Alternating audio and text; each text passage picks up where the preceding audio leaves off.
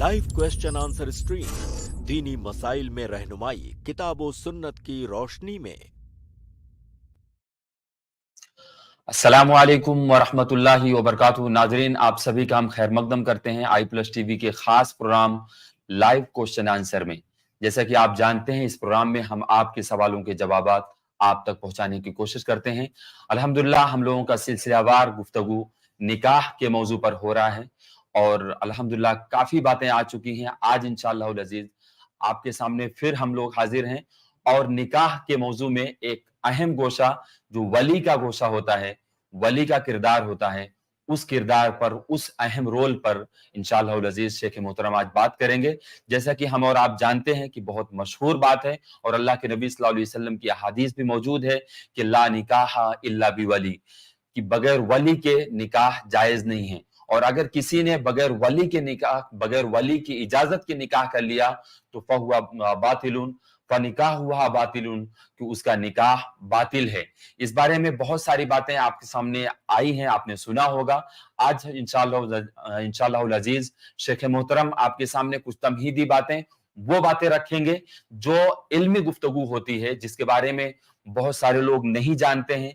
बहुत सारी वो चीजें जो इस्लाम की बारीकियां हैं, इस मौजू पर जो अहम बातें हैं, जो बारीकियां हैं, वो सब गुफ्तगू इंशाअल्लाह अज़ीज शेख मोहतरम आपके सामने रखेंगे और आपको मुस्तफीद होने का अच्छा मौका रहेगा। आइए हम शेख मोहतरम का इस्तकबाल करते हैं।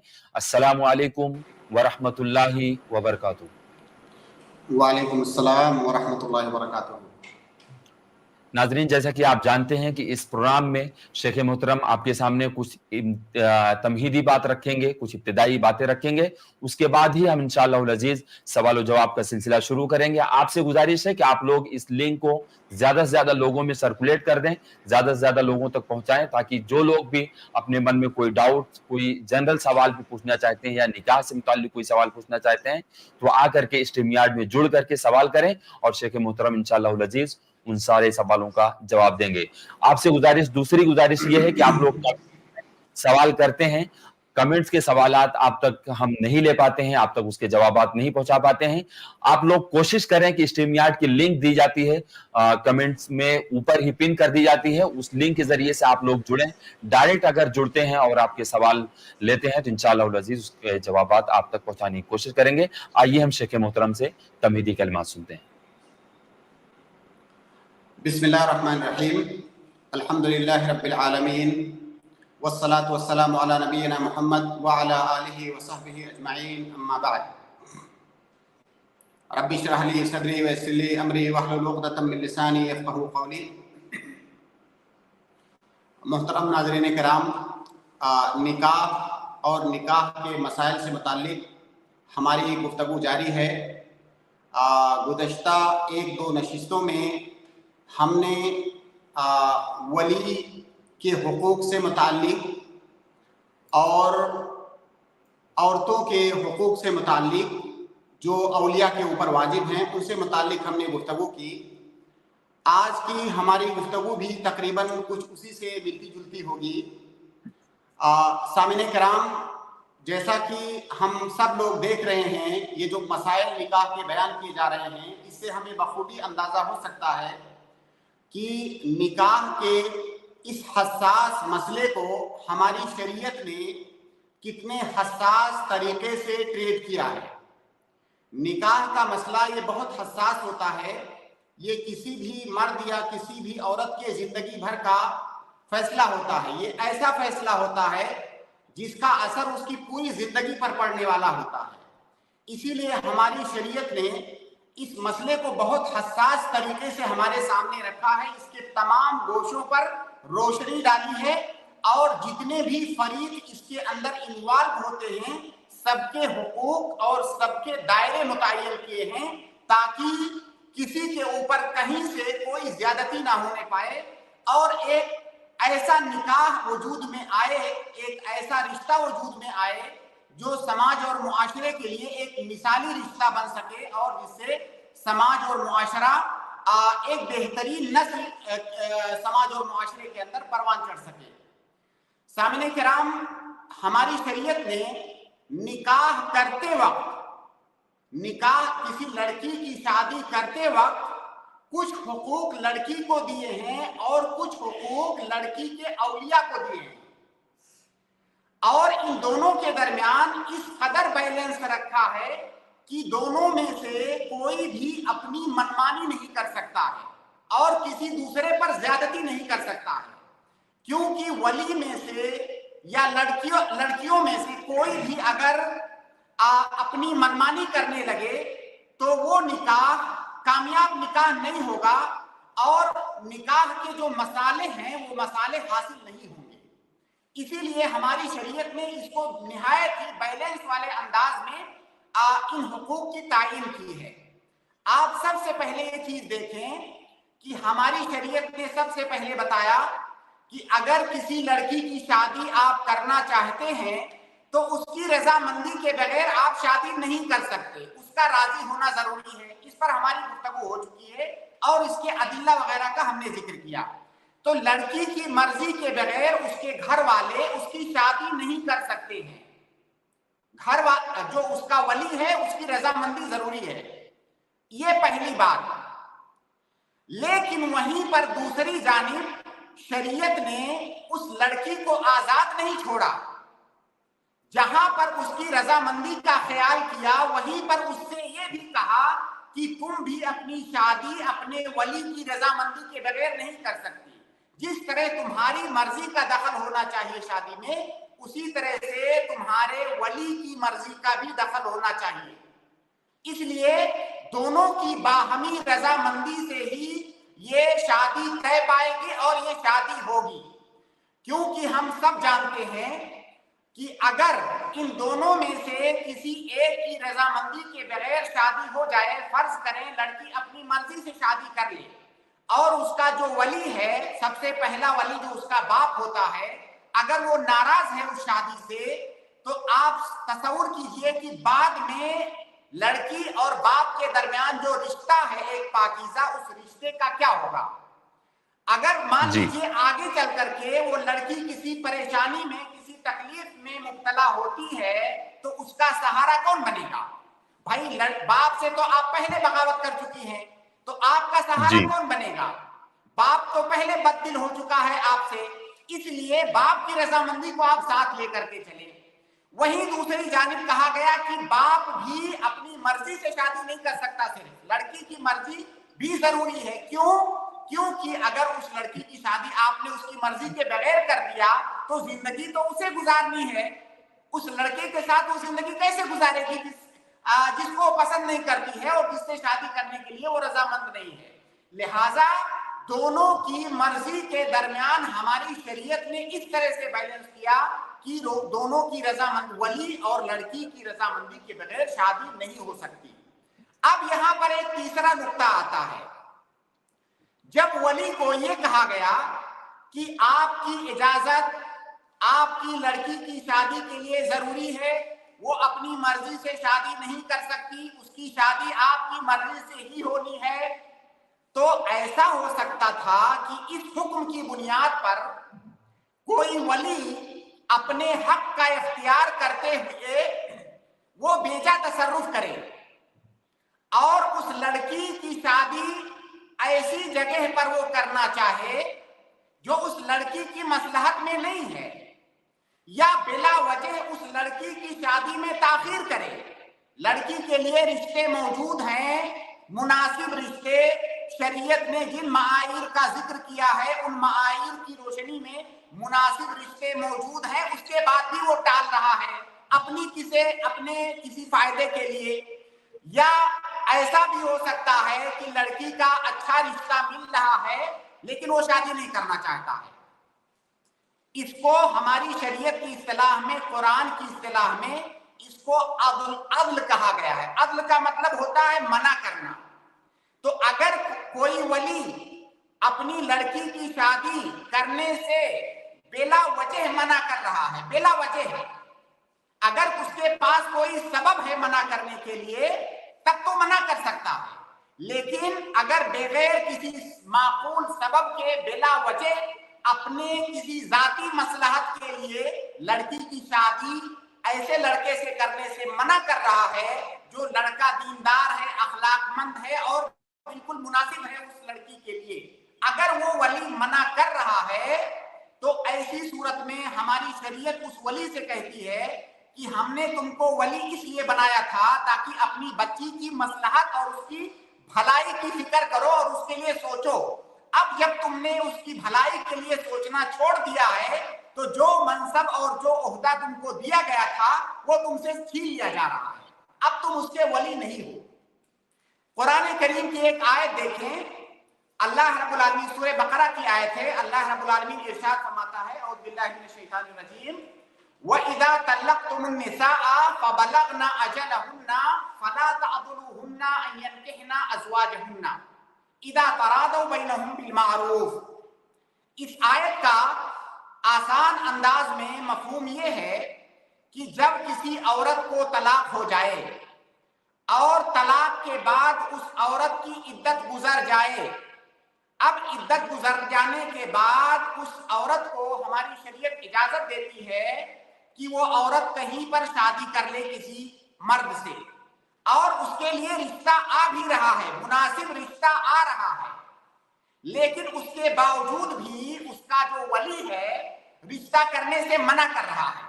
فلا تعضلوهن, ان کو منع مت کرو, ان ينكحن ازواجهن, کہ وہ اپنے پہلے شوہروں سے شادی کریں. اس آیت کا اور واضح انداز میں معنی سمجھنے کے لیے اس آیت کا جو شان نزول ہے, یہ آیت نازل کیوں ہوئی, اس واقعے کو آپ دیکھیے. ایک صحابی تھے ماقل ابن یسار, صحیح بخاری کے اندر یہ روایت ہے. ماقل ابن یسار ایک صحابی تھے, ان کی بہن کی شادی کسی سے ہوئی تھی, اس شوہر نے ان کو طلاق دے دیا. ماقل ابن یسار کی بہن کو اس کے شوہر نے طلاق دے دیا, اور طلاق دینے کے بعد عورت عدت میں چلی جاتی ہے, اور جب تک وہ عورت عدت میں ہوتی ہے اس وقت تک اس شوہر کو اختیار ہوتا ہے کہ وہ رجوع کر لے. اور اس عدت کا اور طلاق کا مسئلہ انشاءاللہ جب ہم طلاق کے مسائل میں داخل ہوں گے تو وہاں پر اس پر تفصیل سے گفتگو کریں گے. فی الحال آپ اتنا سمجھیں کہ جب تک عورت حالت عدت میں ہوتی ہے طلاق رجعی میں, تب تک اس کے شوہر کو اختیار ہوتا ہے کہ بغیر نکاح کے وہ رجوع کر لے اپنی بیوی سے, اور اس کو دوبارہ اپنی زوجیت میں لے لے, نکاح وغیرہ کی ضرورت نہیں ہے. تو ان کی جو بہن تھی اور جن کو طلاق ہو گیا, ان کی عدت پوری گزر گئی. عدت گزر گئی تو اب رجوع نہیں کر سکتے. اب اگر دوبارہ اس کو اپنی بیوی بنانا چاہتے ہیں تو آپ کو دوبارہ اس سے نئے سرے سے نکاح کرنا ہوگا. جب اس لڑکی کی عدت گزر گئی تو جو اس کا شوہر تھا, یعنی اب جو سابقہ شوہر ہے, اس شوہر نے دوبارہ پیغام دیا شادی کا کہ میں دوبارہ شادی کرنا چاہتا ہوں. اور وہ لڑکی بھی, ماقل ابن یسار کی جو بہن تھی, وہ بھی راضی تھی کہ وہ دوبارہ سے شادی کر کے ان کی زوجیت میں جانا چاہتی ہیں جو پہلے شوہر تھے ان کے. تو ان کے جو بھائی تھے ماقل ابن یسار اور ان کے گھر والے, ان کو غیرت آئی اور انہوں نے اس کو اپنے ناک کا مسئلہ بنا لیا, اور انہوں نے کہا کہ وہ آدمی جس نے میری بہن کو طلاق دے دیا ہے, اس کی عدت گزر گئی, اس نے رجوع نہیں کیا, اب دوبارہ شادی کرنا چاہتا ہے, اب کس لیے آیا ہے, ہم اس سے شادی نہیں کریں گے. جب انہوں نے شادی, اور جب کہ وہ جو شوہر تھے ان کے وہ کفو تھے, وہ مناسب رشتہ تھا, اس کے باوجود بھی وہ لوگ منع کر رہے تھے, تو اس وقت قرآن کریم کی آیت نازل ہوئی کہ وَإِذَا طَلَّقْتُمُ النِّسَاءَ فَبَلَغْنَ أَجَلَهُنَّ فَلَا تَعْضُلُوهُنَّ, جب عدت گزر گئی اور وہ اپنے سابقہ شوہر سے شادی کرنا چاہتی ہیں تو اس سے نکاح کرنے سے منع مت کرو.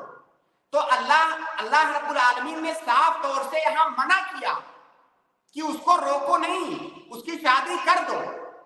اس آیت کی روشنی میں اور اس واقعے کی روشنی میں یہ معلوم ہوتا ہے کہ اگر کسی لڑکی کا رشتہ آ رہا ہے اور وہ جو لڑکا ہے مناسب ہے, شریعت کا جو معیار ہے اس پر پورا اتر رہا ہے, وہ مناسب رشتہ ہے, اور اس کو منع کرنے کے لیے کوئی وجہ نہیں ہے, اس کے باوجود اگر ولی منع کر رہا ہے, اس کا مطلب کیا ہوا؟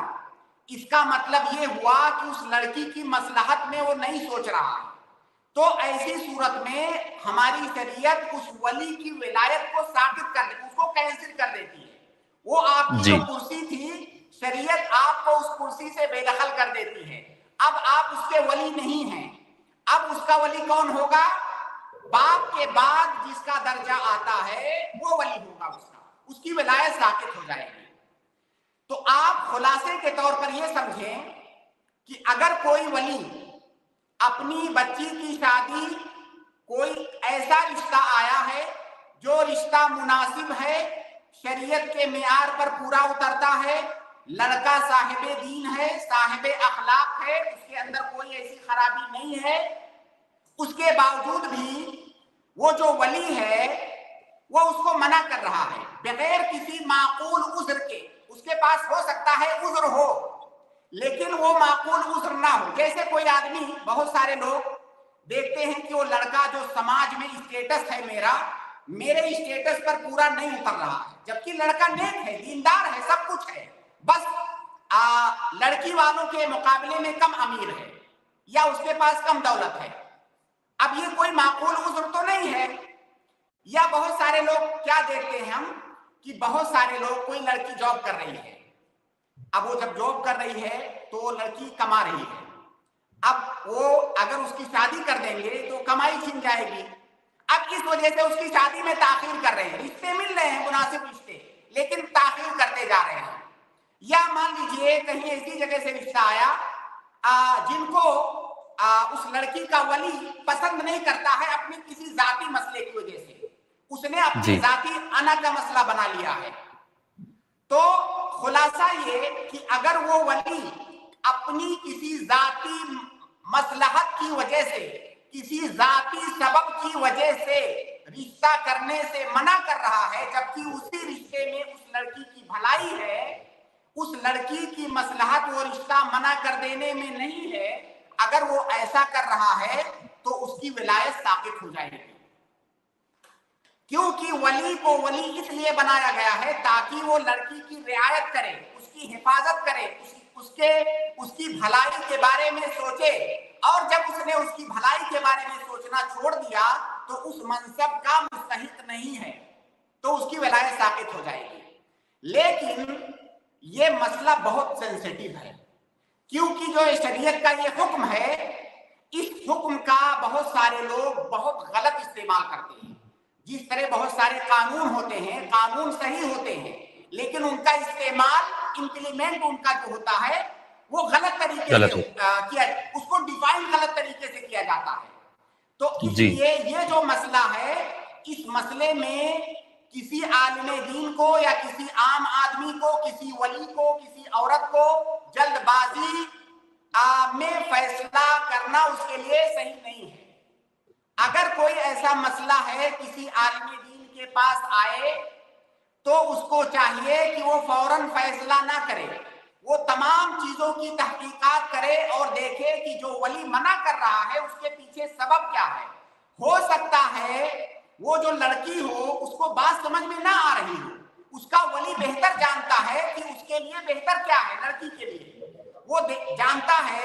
مثال کے طور پر لڑکا اتنا غریب ہے کہ وہ جانتا ہے کہ وہ جو ہے میری لڑکی اس کے ساتھ پریشان ہو جائے گی، وہ سروائیو نہیں کر پائے گا، یا اس طرح کی بہت ساری پریشانیاں ہو سکتی ہیں۔ یا لڑکی مان لیجیے کسی ایسے لڑکے سے شادی کرنا چاہتی ہے جو لڑکا جو ہے عقیدتاً صحیح نہیں ہے اور یہ اس کی مصلحت میں نہیں ہے، تو بہرحال اس ولی کو سنا جائے اور اس لڑکی کو بھی سنا جائے، اس کے بعد دیکھ کر کے بہت ہی سنجیدگی کے ساتھ، بہت ہی ٹھنڈے مزاج کے ساتھ اور بہت ہی آرام سے اس باب میں فیصلہ کرنے کی ضرورت ہے۔ بلکہ علماء نے، فقہا نے تو یہاں تک لکھا ہے، اگر کہیں پر شرعی حکومت ہے، اسلامی حکومت ہے اور وہاں پر شرعی محکمہ ہے، شرعی کورٹ ہے، تو یہ معاملہ کورٹ میں لے جایا جائے گا اور قاضی مسئلے پر غور کرے گا، پھر وہ فیصلہ صادر کرے گا۔ ایسا نہیں کہ کوئی بھی ہمہ شمع آئے اور لڑکی نے کہا کہ میرا باپ جو ہے منع کر رہا ہے اور عالم صاحب نے فتویٰ دے دیا کہ خلاص اس کی ولایت ثابت ہے۔ ایسے ولایت ثابت نہیں ہوتی ہے۔ جو ولایت ایک شرعی مسئلہ ہے جو ثابت ہے اور اس کو ثابت ہونے کے لیے پختہ دلیلیں چاہیے، تو اس لیے اس مسئلے میں یہ مسئلہ چونکہ سماج کے اندر موجود بھی ہے کہ بہت سارے اولیاء ایسے ہیں جو اپنے حق کا ناجائز استعمال کرتے ہوئے بچیوں کے ساتھ زیادتی کرتے ہیں، اور بسا اوقات وہ بچی اس کی عمر کراس کر جاتی ہے بیٹھے بیٹھے، اور یہ جو صورتحال ہوتی ہے یہ ولی اپنے ذاتی مسئلے ذاتی مصلحت کے لیے کر رہا ہوتا ہے. تو جو آپ کو ولی بنایا گیا ہے اس لیے نہیں بنایا گیا ہے کہ آپ اپنے بارے میں سوچو. ولی اس لیے بنایا گیا ہے کہ آپ اس لڑکی کے بارے میں سوچو اس کے لیے کیا بہتر ہے. لہذا اس مسئلے میں افراط اور تفریط دونوں پایا جاتا ہے اور ان دونوں سے بچنا چاہیے اور شریعت کا جو حکم ہے اسے اچھی طریقے سے سمجھ کر کے پھر اس کے مطابق عمل کرنا چاہیے. اس لیے ایک بار پھر میری گزارش ہے خاص طور سے طلاب العلم سے، علماء سے، مفتیین سے جو اس مجال میں کام کرتے ہیں کہ جب اس طرح کا کوئی مسئلہ آئے تو آپ جلد بازی میں کوئی فیصلہ نہ کریں. آپ معاملے کی تہ تک جائیں اور دیکھیں کہ وہ جو ولی منع کر رہا ہے کیا اس کے منع کرنے کے لیے کوئی معقول عذر اس کے پاس ہے، ایسا عذر جو ہماری شریعت کی نگاہ میں مقبول ہے یا نہیں ہے. یہ ساری چیزیں دیکھنے کے بعد پھر آپ فیصلہ کریں. جی شیخ، شکراً، جزاک اللہ خیر، بارک اللہ فیک. ناظرین، ہم جانتے ہیں کہ شیخ محترم نے بہت اہم گفتگو کی ہے آپ کے سامنے، اور یہ کوئی مسئلہ ایسا نہیں ہے کہ آپ خود سے کوئی فیصلہ لے لیں شیخ کی ان گفتگو کو لے کر کے، بلکہ شیخ نے یہ اپروچ کیا ہے کہ جب بھی اس طرح کا مسئلہ ہو تو دونوں طرفین، لڑکی اور لڑکے کے والد یا جو بھی مطلب ولی بن رہے ہیں، وہ سب لوگ کسی ایک عالم کے پاس بیٹھ کر کے وہاں اپنے مسائل کو ڈسکس کریں اور رکھیں.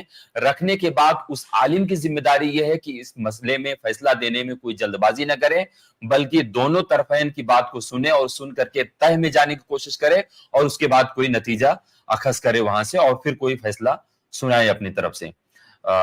امید ہے کہ میں شیخ صحیح سمجھا ہوں یہ بات. جی بالکل بالکل صحیح سمجھے. شکراً، جزاک اللہ خیر، بارک اللہ فیک. آئیے ہم ناظرین آپ کے سوال و جواب کا سلسلہ شروع کرتے ہیں.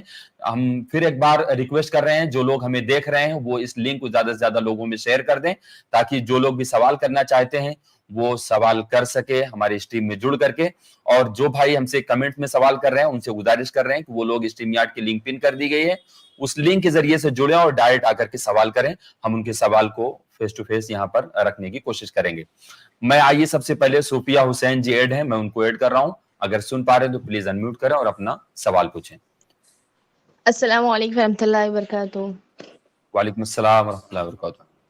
جی شیخ، میرا سوال نماز کے تعلق سے تھا کہ مطلب کئی بار ایسا ہوتا ہے نا، لیڈیز جب نماز پڑھتی ہے تو بال دکھ جاتے ہیں. تو پہلا کوشچن یہ ہے کہ اگر بال دکھ جاتے ہیں تو نماز ٹوٹ جائے گی؟ اور اس میں دوسرا سوال یہ ہے کہ کئی بار ہوتا ہے جب عورتیں نماز پڑھتی ہے تو پورا دوپٹہ ہی کھل جاتا ہے نماز کی حالت میں، تو اس میں بھی نماز ٹوٹ جائے گی کیا؟ بال دکھ جانا اور پورا دوپٹہ سر سے ہٹ جانا، یہ دونوں سوال ہے. دیکھیے جی اللہ کے نبی صلی اللہ علیہ وسلم کی ایک حدیث ہے کہ کسی عورت کی نماز جو بغیر دوپٹے کے نماز پڑھتی ہے اس کی نماز نہیں ہوگی. یعنی نماز پڑھتے ہوئے سر کا ڈھکنا، بال کا ڈھکنا یہ ضروری اور واجب ہے. سر کو کھلا رکھ کر کے، بال کو کھلا رکھ کر کے نماز پڑھنا اس کے لیے جائز نہیں ہے. اب آپ کا جو سوال ہے اس سوال کے دو شق ہو سکتے ہیں. ایک ہوتا ہے سر کو کھول کر کے نماز پڑھنا، بال کو کھول کر کے نماز پڑھنا. ایک ہوتا ہے کھل جانا، اور دونوں میں فرق ہے. عورت دوپٹہ اوڑھ کے نماز پڑھ رہی ہے، رکوع سجدہ کرتے وقت، حرکت کرتے وقت بال کھل گیا، دکھ گیا، تو اس کا کوئی اعتبار نہیں ہے، اس سے کوئی کمی نہیں آئے گی، نماز اس کی ہو جائے گی. یہ الگ بات ہے کہ وہ نماز شروع کرنے سے پہلے اچھے سے ڈھک کر کے پھر نماز شروع کرے. تو اگر نماز کے دوران غیر ارادی طور سے کھل جا رہا ہے، دکھ جا رہا ہے، تو انشاءاللہ اس سے کوئی فرق نہیں پڑے گا. جو چیز منع ہے وہ قصدن کھول کر کے پڑھنا، یہ منع ہے. اگر وہ قصدن کھول کر کے پڑھ رہی ہے تو یہ چیز منع ہے. حرکت کے دوران کھل جانا، یا کبھی پنکھے کے نیچے نماز پڑھ رہی ہے، دوپٹہ اڑا اور بال دکھ گیا، تو اس سے کوئی فرق نہیں پڑے گا کیونکہ اس کے قصد اور ارادے کا اس میں کوئی دخل نہیں ہے. تو جو منع ہے وہ کھولنا منع ہے، کھل جانا منع نہیں ہے. جی بہن، شیخ، امید ہے کہ آپ کے سوال کا جواب ہو گیا ہوگا. شکراً، جی جزاک اللہ الحمدللہ، خیر. جزاک اللہ. السلام علیکم ورحمۃ اللہ وبرکاتہ. وعلیکم السلام ورحمۃ اللہ وبرکاتہ. میں اسامہ حمزہ جی کو ایڈ کر رہا ہوں. اگر سن پا رہے ہیں تو پلیز انمیوٹ کریں اور اپنا سوال پوچھیں.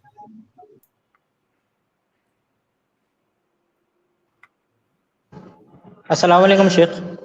وعلیکم السلام ورحمۃ اللہ وبرکاتہ.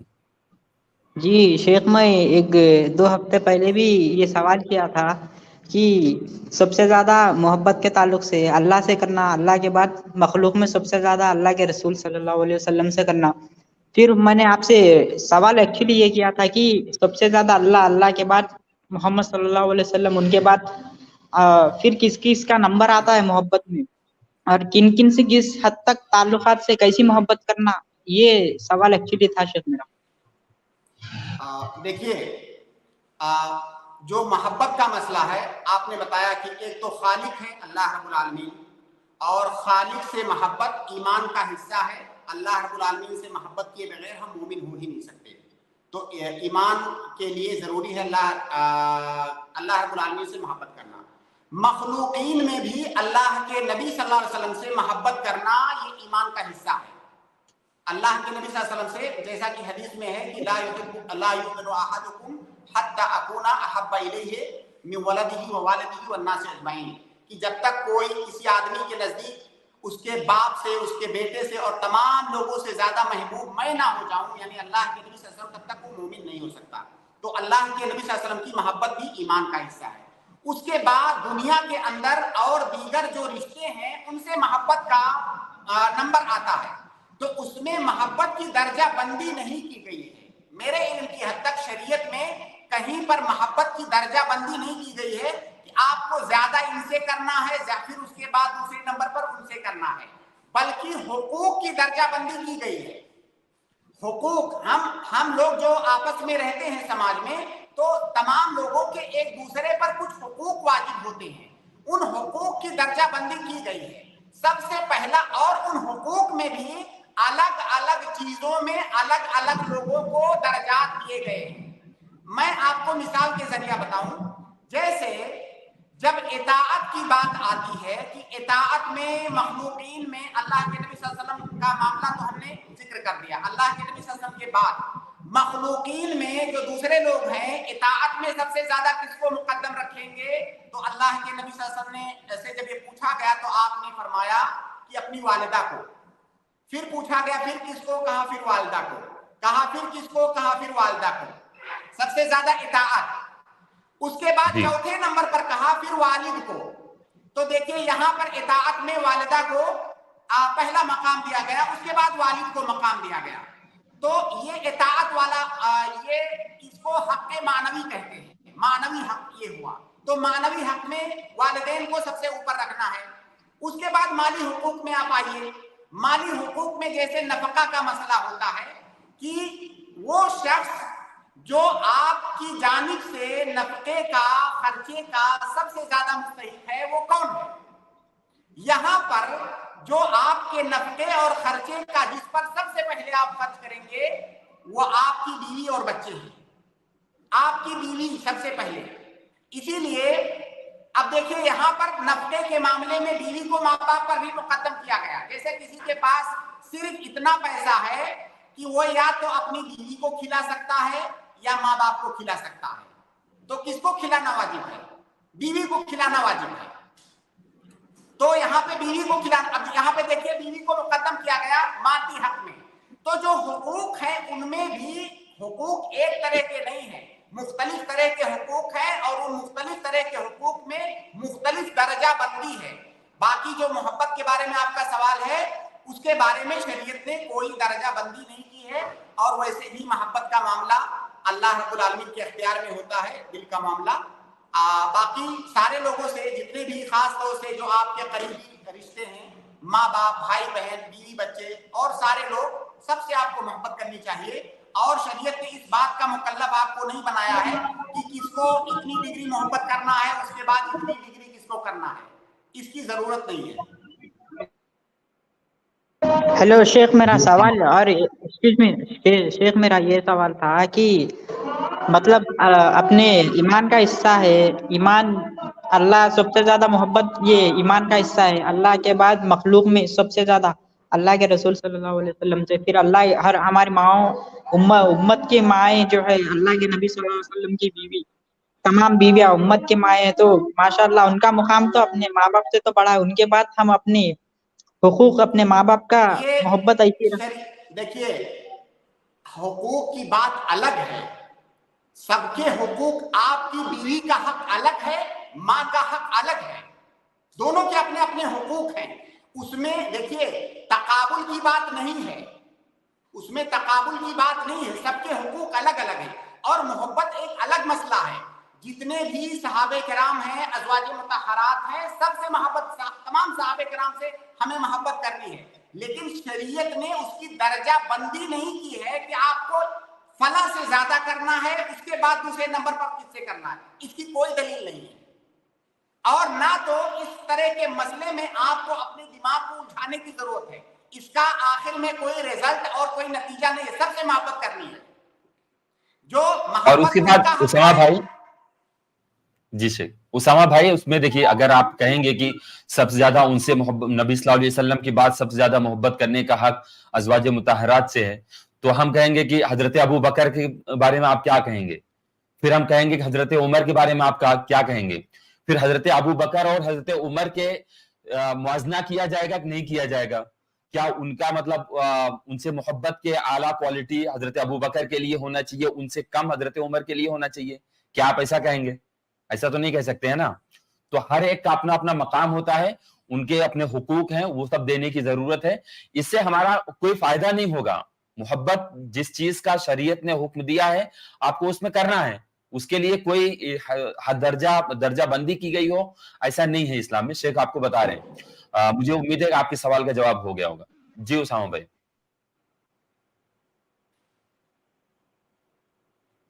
उसामा भाई आप कुछ बोल रहे हैं? जज़ाकल्लाहु खैर शेख, अस्सलाम वालेकुम।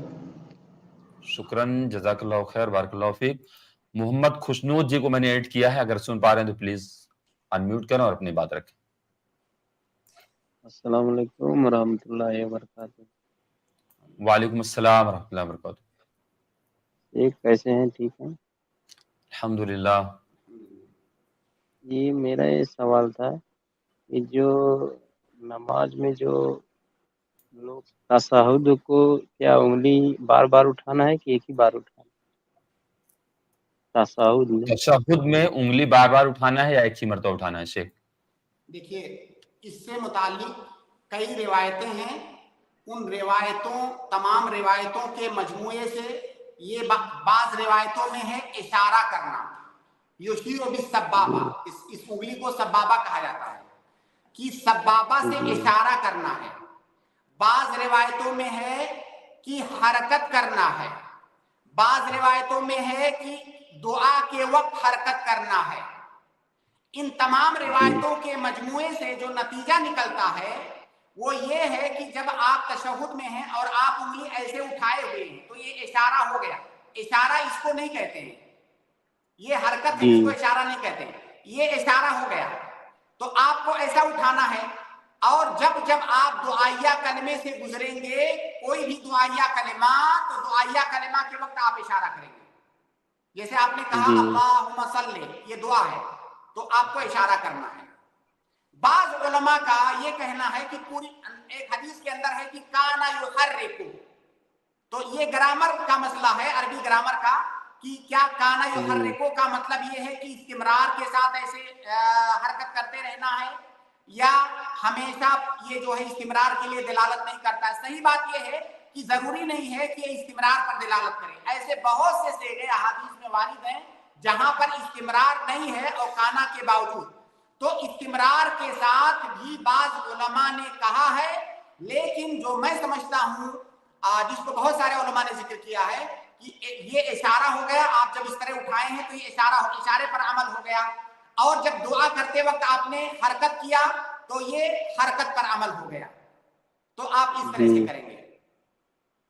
जी, जज़ाकल्लाह। एक सवाल और था सर, जैसे कि जो जैसे कोई अगर सोना खरीदता है, अगर $400 का है वो, तो क्या वो सोना नहीं लिया, पैसा वो जमा करा, तो ये सूद में आएगा? अगर डॉलर से आप सोना खरीद रहे हैं या रुपए से सोना खरीद रहे हैं, तो यहाँ पर लाजमी शर्त ये है कि जिस जगह आप जिस मजलिस में खरीद रहे हैं, एक आप सोना लें, पैसा दें। आप آپ نقد دیں اور سونا لیں. وہاں سے نکلنے سے پہلے طرفین سے لین دین ہو جانا چاہیے اور مکمل. 1 روپیہ بھی باقی، 1 ڈالر بھی باقی نہیں رہنا چاہیے. اس کو فقہا کی اصطلاح میں تقابض کہا جاتا ہے، یعنی مجلس سے نکلنے سے پہلے قبض ہو جانا چاہیے. اگر قبض نہیں ہو رہا ہے تو اس کو ربا النسیئہ کہتے ہیں. سود کی ایک قسم ہے ربا النسیئہ. اللہ کے نبی صلی اللہ علیہ وسلم نے فرمایا الذهب بالذهب مثلا بمثل ويدم بيد. یدم بیدن کا مطلب ہوتا ہے مجلس کے اندر ہی آپ ایک ہاتھ سے دو دوسرے ہاتھ سے لو، یعنی مجلس سے نکلنے سے پہلے دونوں طرف سے مکمل لین دین ہو جانا چاہیے. اگر کسی ایک طرف سے پورا یا کچھ بھی باقی رہتا ہے تو یہ جائز نہیں ہے، یہ سود ہے. جی جزاک اللہ خیر. شکرن، جزاک اللہ خیر، بارک اللہ فیک. میں بلقیس ایوب جی کو ایڈ کر رہا ہوں، اگر سن پا رہے ہیں تو پلیز انمیوٹ کریں اور اپنا سوال پوچھیں. السلام علیکم ورحمۃ اللہ وبرکاتہ. وعلیکم السلام ورحمۃ اللہ وبرکاتہ. سر میرے 2 سوال ہیں. ایک جو پروگرام آتا ہے نا 5 منٹ کا مدرسہ، اس میں ارشد سر نے بتایا کہ نماز پڑھتے ٹائم مطلب اپنے کو بیچ میں جگہ چینج کرنی چاہیے، کسی سے بات کرنی چاہیے. تو کون سی سنت نماز کے بعد کہ فرض نماز کے بعد؟ اور ایک سوال ہے. اور دوسرا سوال ہے، تہجد تو ہم ماشاءاللہ پڑھتے ہیں الحمدللہ، لیکن تہجد کی نماز صبح کی نماز کے پہلے کتنے ٹائم پہلے پوری ہونی چاہیے؟ یہ 2 سوال ہے. جو پہلا سوال ہے، ایک اللہ کے نبی صلی اللہ علیہ وسلم کی حدیث ہے، غالباً اس کے راوی معاویہ ابن ابی سفیان رضی اللہ تعالیٰ عنہ ہیں. اس حدیث کے اندر اللہ کے نبی صلی اللہ علیہ وسلم نے ایک نماز سے سلام پھیرنے کے بعد دوسری نماز پڑھنے سے پہلے جگہ چینج کرنے کی بات کی ہے کہ جگہ آپ چینج کر لیں، اور ایک نماز کو دوسری نماز سے ملانے سے منع کیا گیا ہے. دونوں کے درمیان فاصلہ کرنے کی بات کی گئی ہے، اور یہ جو فاصلہ ہے دونوں نماز کے درمیان، یہ 3 چیزوں سے ہو سکتا ہے. آپ 3 کاموں، تو یہ نہیں کہا جائے گا کہ ایک نماز کو دوسری نماز سے ملایا. پہلا کام تو یہ کہ آپ نماز پڑھ کے ایک جگہ سے دوسری جگہ تھوڑا سا حرکت کر کے آپ بغل میں چلے گئے کسی اور جگہ، یہ پہلا طریقہ ہے. آواز برابر نہیں آ رہی ہے.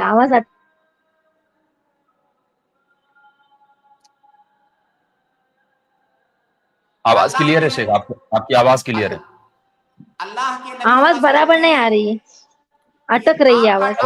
آپ اپنا نیٹ چیک کر لیں، آپ اپنا ڈیوائس چیک کریں، آپ کا نیٹ سلو ہوگا. ہمیں آواز کلیئر آ رہی ہے، اور ناظرین اگر آپ کو ڈسٹرب لگ رہا ہے، آپ کو لگتا ہے کہ آواز کم آ رہی ہے، تو پلیز آپ لوگ مجھے کمنٹ کر کے بتائیں.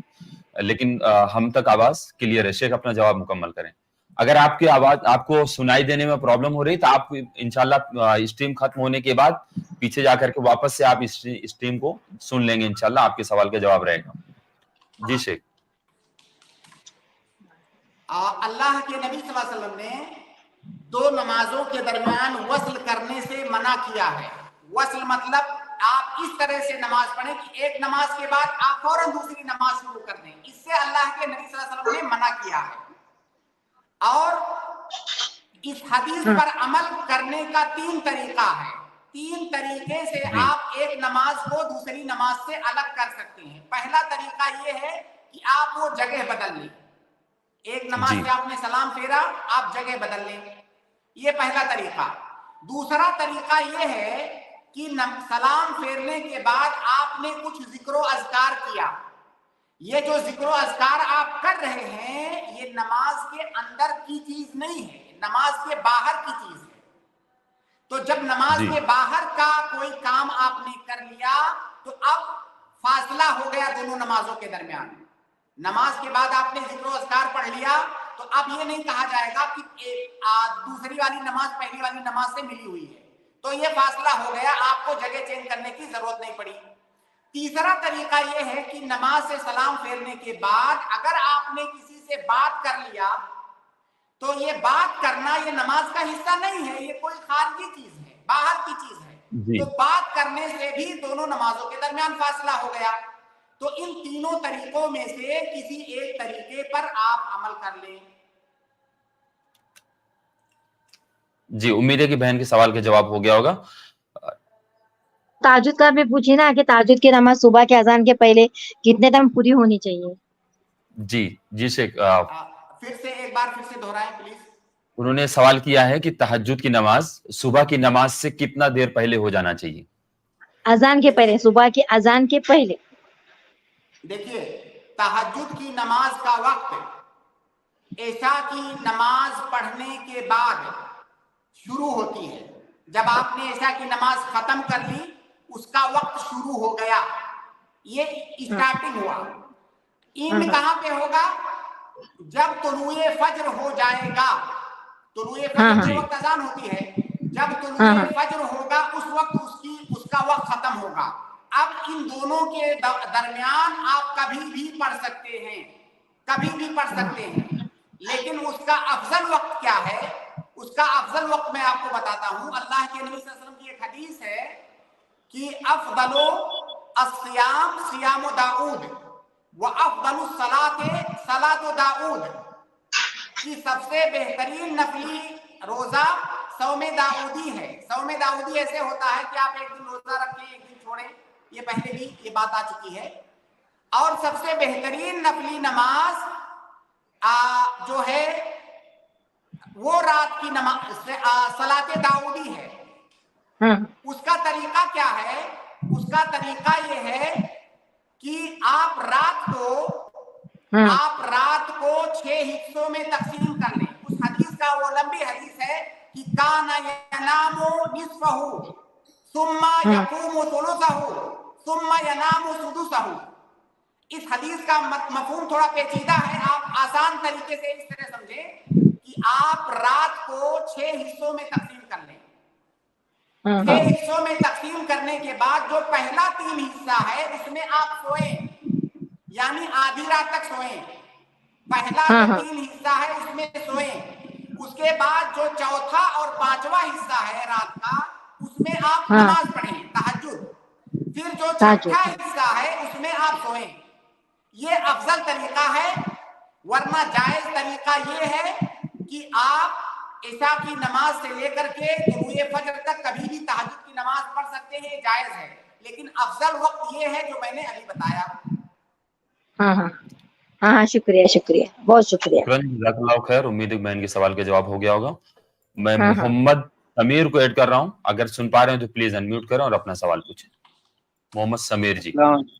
السلام علیکم شیخ. وعلیکم السلام ورحمۃ اللہ وبرکاتہ. شیخ میرے 2 سوال ہے.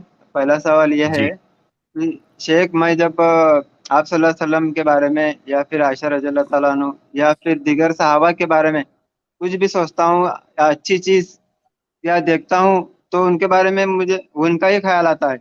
پھر جب کبھی بری بھی چیز دیکھتا ہوں تو بھی مجھے وہ ان کا ہی خیال آتا ہے. مطلب کہ میں بتا نہیں سکتا کہ نعوذ باللہ میں وہ ایسا دماغ میں ایک ایسا یہ آتا ہے کہ اور میں پھر چپ ہو جاتا ہوں. تو پھر اس کا کیا مجھے گناہ ملے گا شیخ؟ کیا میرے ثواب ضائع ہو گئے؟ دیکھیے اللہ کے نبی صلی اللہ علیہ وسلم کی ایک حدیث ہے کہ اللہ رب العالمین نے اس امت کے ساتھ ایک فضل اور کرم کیا ہے کہ اس امت کا کوئی امتی اپنے دل میں جو بات سوچتا ہے, صرف سوچنے کی حد تک اس کے دماغ میں جو خیال آتا ہے, اللہ رب العالمین اس خیال پر اور اس سوچ پر اس کا محاسبہ نہیں کرے گا. ما لم تتحدث او تعمل, جب تک آدمی اس کو بولے گا نہیں اور جب تک اس پر عمل نہیں کرے گا. تو صرف سوچ آنے سے آپ کو گناہ نہیں ملے گا, کسی بھی طرح کا سوچ. یہاں تک کوئی بھی سوچ آنے پر صرف سوچ پر آپ کا محاسبہ نہیں ہوگا. یہ پہلی بات.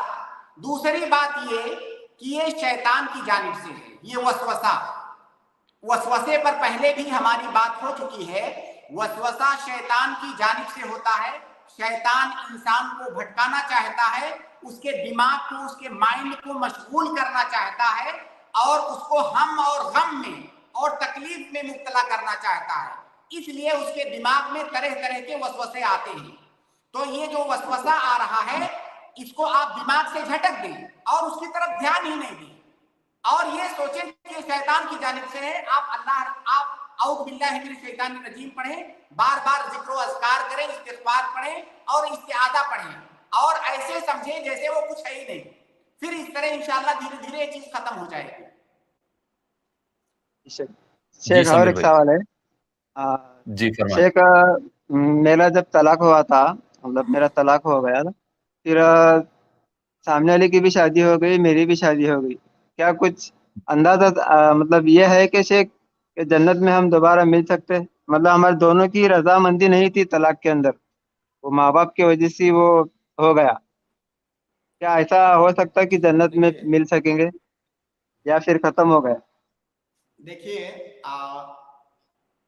عورت اگر جنت میں گئی اور اس کا جو شوہر, وہ شوہر جو اس کا آخری شوہر رہا ہے, یعنی جس شوہر کے ساتھ اس کی پوری زندگی گزری, جو اس کا آخری شوہر ہے, اگر وہ بھی جنت میں ہے تو وہ اس کے ساتھ جنت میں ہوگی, جو اس کا آخری شوہر ہے وہ.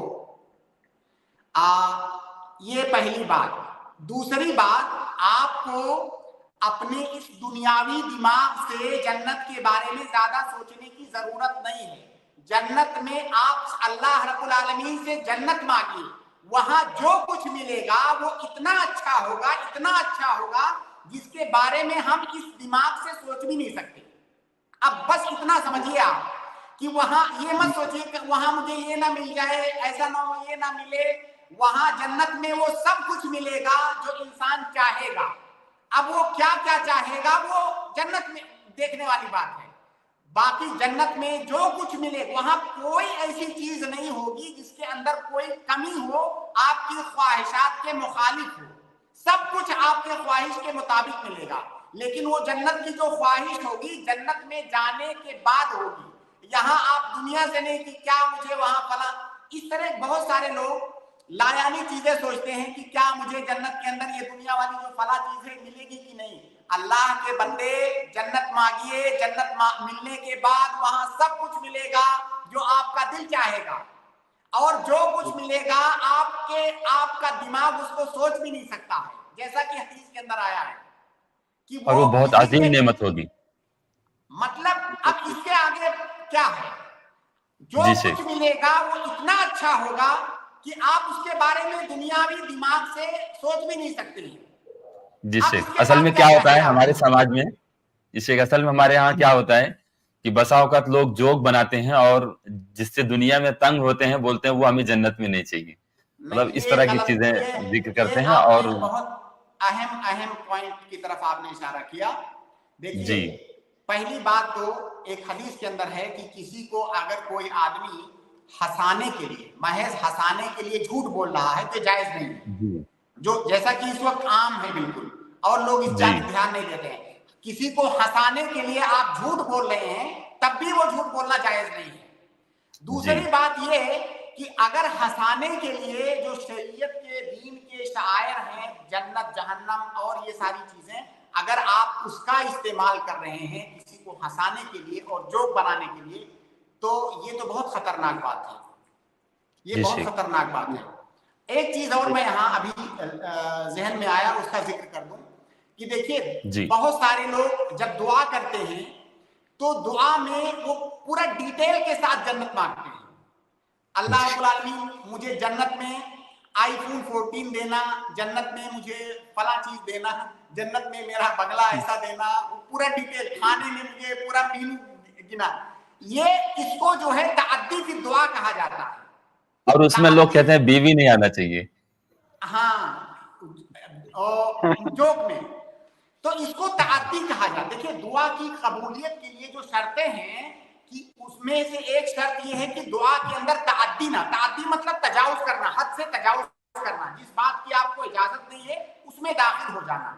تو اس طرح کا جو ڈیٹیل ہے, جو ڈیٹیل وارد نہیں ہوا ہے, اس ڈیٹیل میں جا کر کے وہ چیزیں مانگنا, یہ تعدی کی دعا ہے. یہ نہیں کرنا چاہیے. مجھے جنت کے اندر فلاں والا ہی کھانا چاہیے, جنت کے اندر فلاں والی ہی عورت چاہیے, अरे भाई जन्नत में जो कुछ मिलेगा आपके ख्वाबो ख्याल से ऊपर की चीज है, आप जन्नत मांगिए। बेशक। और जन्नतुल फिरदौस मांगिए।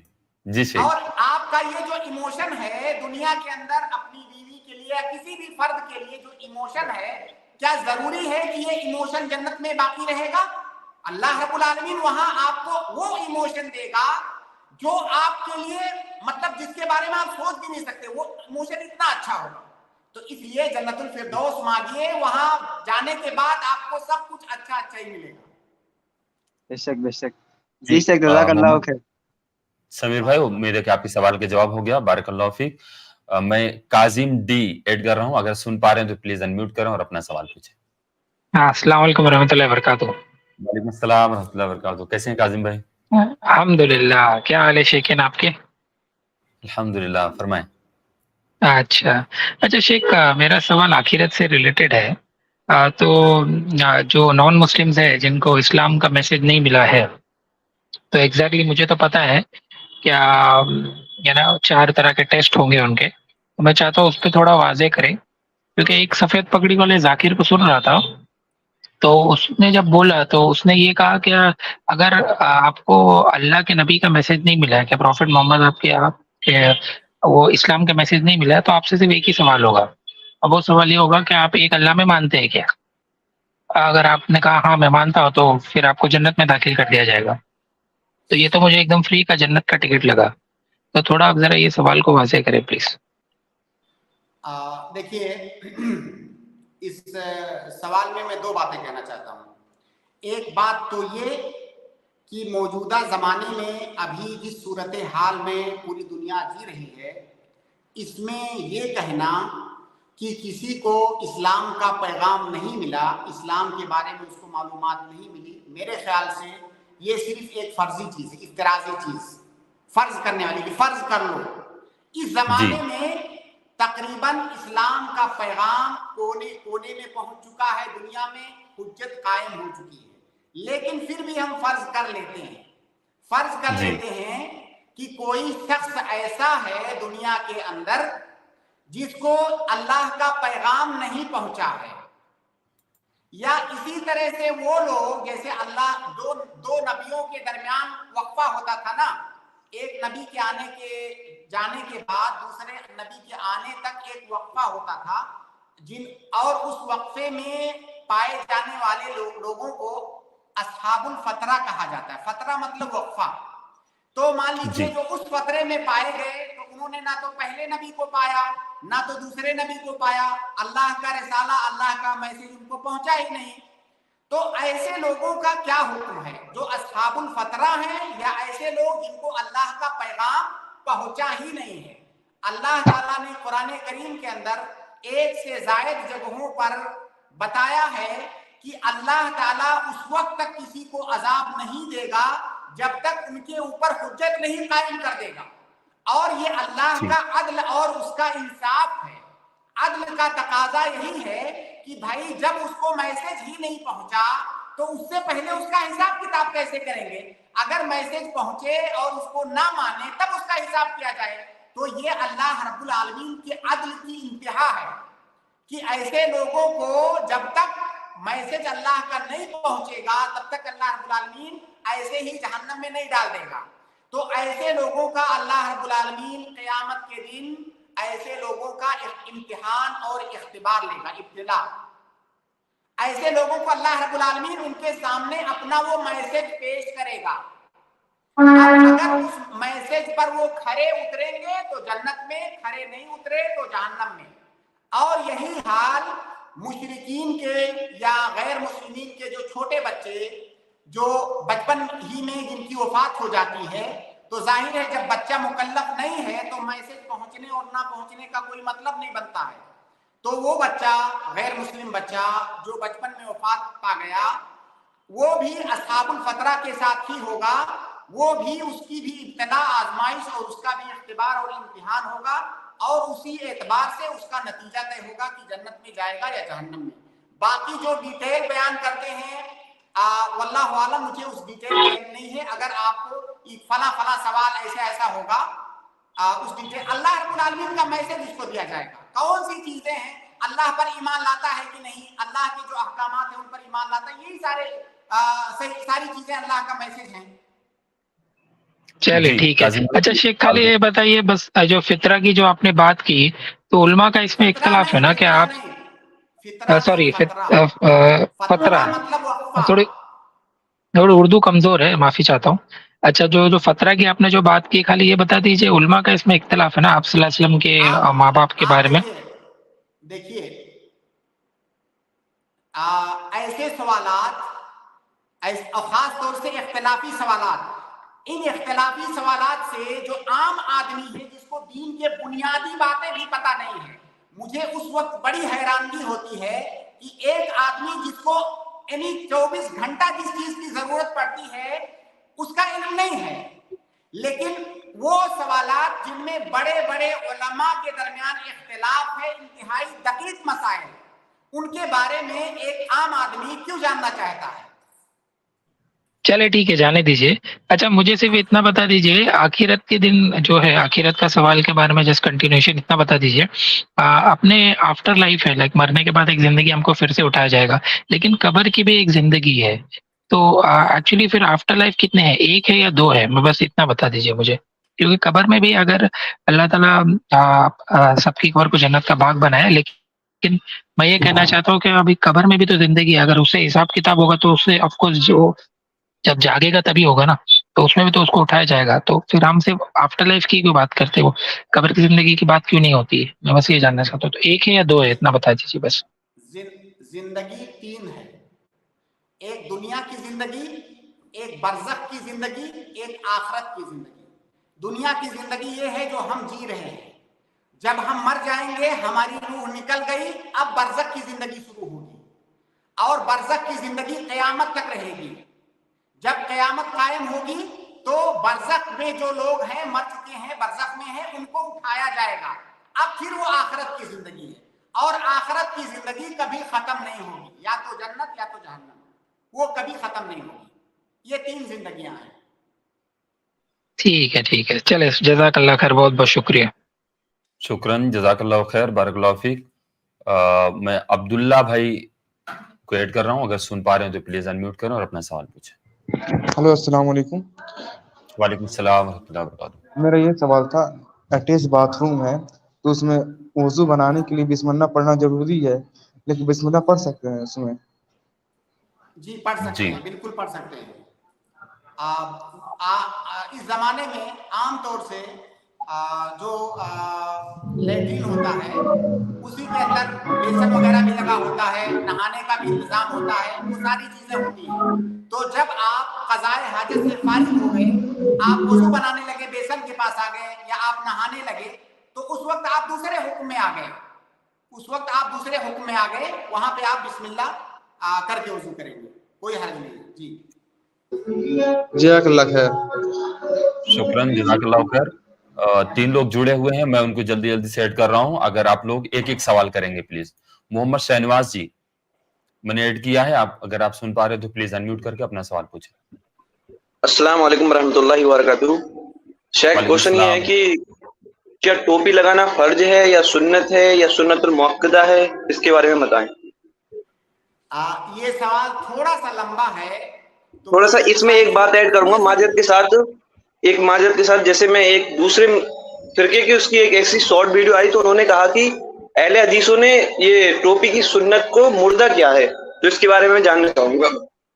देखिए, इस वक्त हमारे पास 1 मिनट बचा हुआ है, और इस सवाल में मैं कम से कम 10 मिनट चाहूंगा, तो मेरी गुजारिश होगी आपसे कि आप अगले स्ट्रीम में आए, और जरूर आए, मेरी गुजारिश है आप जरूर आए, और ये सवाल ताकि हमको दोबारा याद आ जाए, ऐसा ना हो कि हम भूल जाएं, तो इस पर हमारी बात होगी, और इंशाअल्लाह क्लियर अंदाज में, तो आप अगले स्ट्रीम में आए। अभी मैं 2 टोक में बात करूंगा, तो 2 टोक वाली बात में पब्लिक में, आवाम में कंफ्यूजन आ जाता है, बजाय इससे कि बात वाज़ेह होने की, और भी वो बात उलझ जाती है।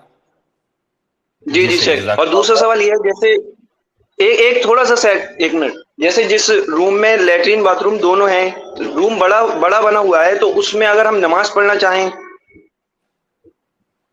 भाई, जो तो क्या पढ़ सकते हैं? जो अटैच बाथरूम होता है, शायद आप उसकी बात कर रहे हैं। नहीं, रूम के अंदर दोनों चीजें हैं। भाई रूम में बाथरूम में कोई कैसे सोएगा? वो तो उसका कमरा अलग होता है, दरवाजा होता है उसमें।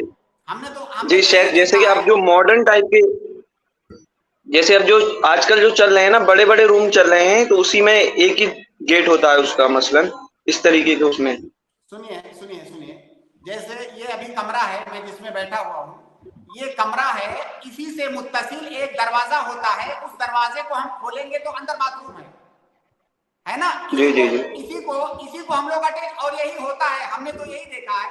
ऐसा नहीं होता है ये पूरा कमरा खुला हुआ है और एक कोने में मेरा बेड रखा हुआ है, एक कोने में जो है लेटरिन का सीट लगा हुआ है, ऐसा नहीं होता है। वो अटैच होता है, उसका दरवाजा होता है, आपने दरवाजा बंद किया, वो अलग कमरा हो गया, आप अपने बेडरूम में नमाज पढ़िए।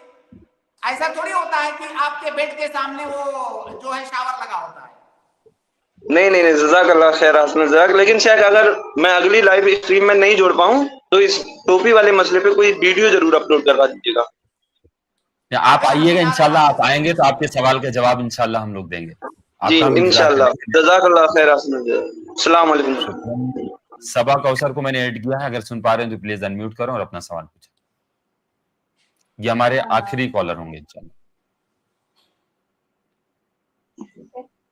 अस्सलाम वालेकुम। वालेकुम सलाम व रहमतुल्लाहि व बरकातहू। जी, आबे जमजम खड़े होकर पीना जरूरी है? नहीं, आप खड़े होकर भी पी सकते हैं, बैठकर भी पी सकते हैं, जरूरी जी, नहीं। शुक्रिया, जज़ाक। शुक्रन, जज़ाकल्लाह खैर। शेख इजाजत चाहूंगा, एक मोहम्मद हनीफ करके जुड़े हैं, अभी जस्ट जुड़े हैं, मैं उनको स्ट्रीम में ऐड कर रहा हूँ। जी हनीफ जी, अगर अपना कोई सवाल करना चाहते हैं तो सवाल कर लें। जी, सवाल से ज्यादा ये अर्ज थी कि डॉक्टर साहब की आवाज जो है वो साफ नहीं आ रही, गूंजती होती है, समझना मुश्किल होता है। मैं बूढ़ा आदमी हूँ, 68 साल की उम्र है, या तो इस वजह से या जैसे भी, बहरहाल पहले भी गुजारिश की थी और अब भी, कि ये कमरे के अंदर गूंज रही होती है, माइक को अपने करीब करके बात कर लिया करें तो बड़ी मेहरबानी होगी आपकी। मकसद ही फौत हो जाता है, मैं समझता हूँ, जो सही तरह सुन नहीं पाए आदमी। तो उम्मीद है आप मेरी अर्ज को कबूल फरमाएंगे। बहुत शुक्रिया, जज़ाकुमुल्लाह खैरन। असल देखिए, मुझे ज्यादा मालूमात तो टेक्नोलॉजी के बारे में है नहीं। कमरा है एक बड़ा सा, मैं उसमें बैठता हूँ और खिड़कियां भी खोल देता हूँ ताकि ऐसा ना हो कि आवाज टकराए। ये सारी कोशिशें करता हूँ, लेकिन मुझे नहीं मालूम कि मैं कौन सा तरीका इख्तियार करूँ तो आवाज ना गूंजे। ये शिकायत इससे पहले भी कर चुके हैं लोग। तो अगर ऐसा कोई तरीका हो, बड़ा सा कमरा है, मैं उसी में बैठता हूँ एक कोने में, तो अगर कोई ऐसी टेक्निक हो जो बताएं कि उसको इस्तेमाल किया जाए ताकि आवाज टकराए ना। शुक्रन हनीफ भाई, आपने मशवरा दिया, जज़ाकल्लाह खैर। हम लोग इंशाल्लाह ध्यान देंगे इस चीज पे। बाकी वॉइस क्लियर है, बहुत सारे लोगों ने मैसेज किया, मैंने उनसे भी पूछा था कि अगर शेख की आवाज में कोई डिस्टरबेंस है तो आप लोग मुझे बताएं। लोगों ने कहा क्लियर है। हो सकता है आपको ऐसा प्रॉब्लम लग रहा हो, लेकिन फिर भी आपका बहुत शुक्रिया कि आप आए और हमें मशवरा दिए। जज़ाकल्लाह खैर। शेख, हम अपनी स्ट्रीम को खत्म करने की इजाजत चाहेंगे आपसे, और हमारे प्रोग्राम का वक्त यहीं पर खत्म हो रहा है।